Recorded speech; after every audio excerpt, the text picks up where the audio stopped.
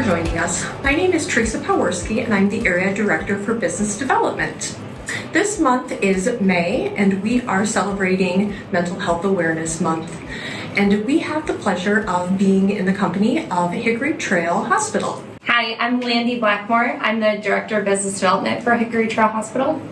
Hello, I'm Dr. Lamita Smith, and I'm the Clinical Director at Hickory Trail Hospital. Wonderful. Thank you for joining us. Thank you for having us. Great. Can you tell us a little bit about what you do at the hospital? Absolutely. So at Hickory Trail Hospital, as a clinical director, we're responsible for the provision of services for our patients when they come in.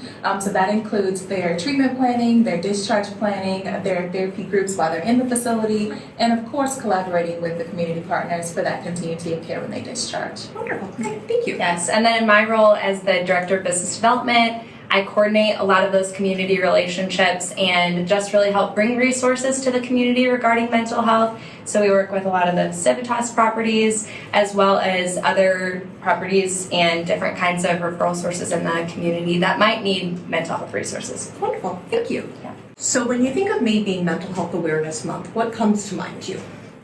So I think especially with mental health, it's a taboo a lot of the time, and there needs to be a lot more awareness and engagement when it comes to those conversations. And I always say we're all just one trauma away from needing a service like us. And so we definitely are passionate about talking about mental health always in the community, but we love seeing other organizations also highlight mental health awareness and really bringing those resources to their people. Great. Thank you. Absolutely. And just to piggyback on what Landy said, it really allows us to open up the dialogue and conversations about mental health and wellness and really have a tailored focus on making sure that we are adhering to our mental health, we're focusing on it, we know when things are going wrong, and we also know how to get resources, and so it really brings a lot of attention, a lot of destigmatization when it comes to mental health, and so it really allows us to focus in on it. Great. Thank you. So at Hickory Trail, do you have any particular programs or services that help tailor for the senior population? Yeah, so we definitely have a specific senior program. It's called our Legacy Program. Okay. And it really focuses on integrating a lot of the unique physical elements that come along with that population and tailoring the services to meet their needs. One of the biggest things that we're doing with our senior program is we're liaising with our community partners, such as home health, to help them to stay healthy when they leave, to prevent those readmissions that we often see when they're not aware of those services. Oh, okay. That's great. That's great to hear. Yeah, and we do help a lot of veterans that are seniors as well, and there's constantly new education and things that are coming out that are helping veterans more and more, and so that's definitely been a huge focus for our seniors as well. Can you tell me a little bit about what it looks like when a patient admits to your hospital, either on like an inpatient side or maybe on the outpatient program? Yes, so I'll let Lamita talk more about specifics, but I do want to touch on why someone's going to us as well, because some people might not necessarily know why someone might need to have mental health services or resources. And so if someone is a harm to themselves, a harm to others, maybe they're struggling with anxiety, depression, just adjusting to a situation like senior living, we see that a lot. That's when we kind of step in, and like you said, there's both outpatient programming or there's inpatient. And so inpatient is going to be the level of care where they are a serious harm to themselves or others, and then outpatient is going to be really when we're trying to kind of navigate a lot of those things before they get to that stage. Okay. But yeah, I'll let you talk more about the specific programming because that's her niche. Oh, absolutely, yes. So with our inpatient program, we're really focused on that acute stabilization. So we're meeting with the patients and we're assessing what's been going on. What are barriers that you're facing in the community and how did you get to this point? And through that evaluation, we're determining what are your treatment goals? What would you like to accomplish for yourself and how can we help you to get there? And then through that process, we give them what we call the tools for their toolbox, where we're identifying, what are some things to keep your stress level down so that you can step to that next level of care, which is our outpatient programming. And so we're really structured on, what are your inherent barriers? What would you like to see and what would you like to accomplish? And we really focus on collaborating with their support system. Very important to help them with that continuity of care. So we try to focus on getting them as best of an individualized program as possible so that we can meet their strengths. Great. Wonderful. So what would it look like if a family member needed to use you as a resource? What would that look like? So we are always open 24/7, and we have professionals that are able to assess at any time, whether it be for outpatient or inpatient services. And we almost operate like a behavioral health emergency room. Okay. So we are always available, as well as if someone doesn't want to come to the facility first, someone from their community can always reach out to us, and we can help foster that a little bit as well. I do want to highlight we have a position on the business development team as well, and we have an RN, and her role is specifically for our seniors and going out to the communities when they might need inpatient or outpatient programming, so that that person isn't having to be transported to the hospital and then maybe wait a long time or it not be a fit.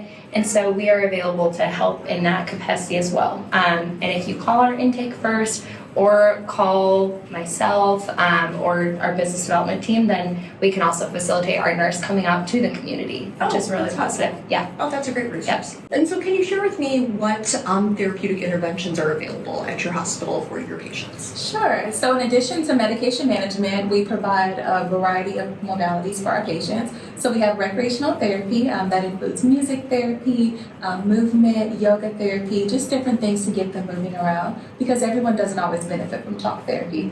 So speaking of talk therapy, we have psychoeducation groups, we have process groups, where we're really talking about some of those cognitive behavioral things that lead a person to having a behavioral emergency. So healthy communication, self-care, that's very important. We talk about the connection between mental wellness and physical health and how they're correlated with one another.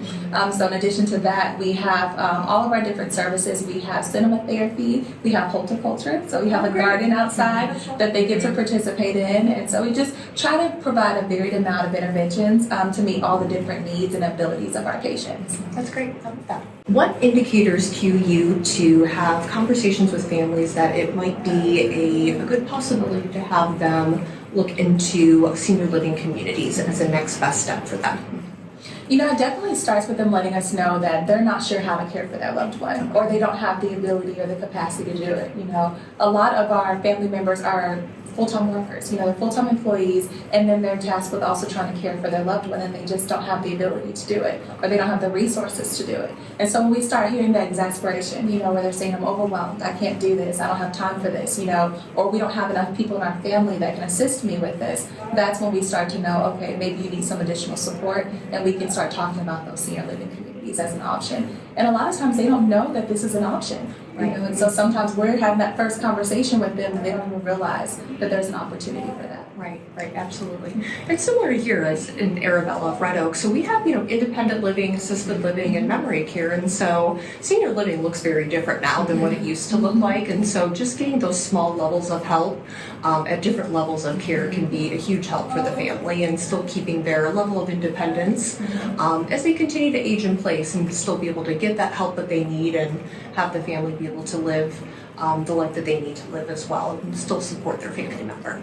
And because I have worked on both the senior living side and the behavioral health side, I think the thing that we see a lot, and that even you see in senior living a lot, is families have all this guilt about moving their loved one in somewhere, but it actually ends up adding so much to their quality of life, and also taking care of that family member's mental health, right? And so I think being open to touring and seeing and just really giving it a chance, because I've seen it really do wonders for the family dynamic in general. Right, absolutely. So can you share with us any tips that we can use for ourselves as healthcare professionals for helping to support our own mental health? Absolutely. So it really starts with awareness. You have to know yourself. You have to know what it looks like when you start to deteriorate.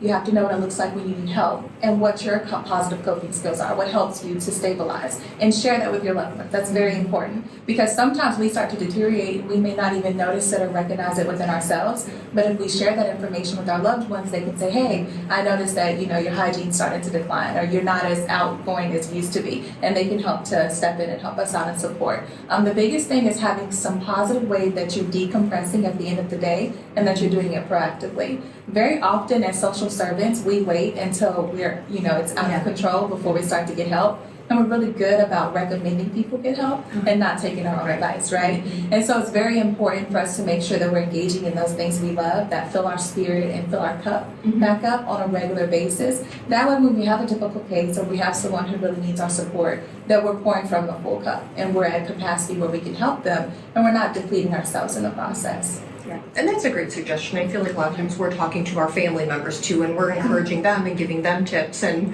we don't take those tips and advice for ourselves. yourself. So that's a great suggestion. And a lot of people that work in the senior living industry have that helper spirit as well, and sometimes they forget to take care of themselves, and it's really, really important. It is. Yeah, that's great. Well, thank you so much, ladies. I really appreciate you joining us in the conversation and sharing your insight and expertise. And this has been just a wonderful conversation. I really appreciate it. Thank you. Thank you. Right. And feel free to comment and like below for any questions that you have. And thank you again for joining us.